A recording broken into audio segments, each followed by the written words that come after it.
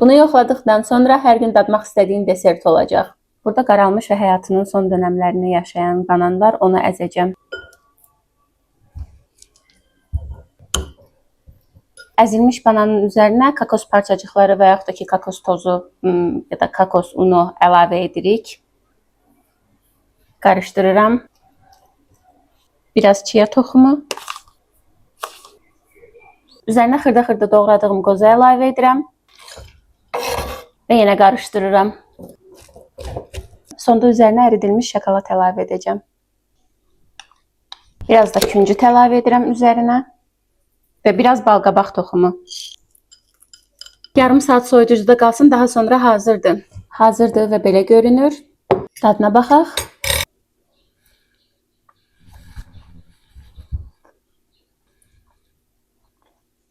Dadı çox mükəmməldir. Siz də hazırlayın.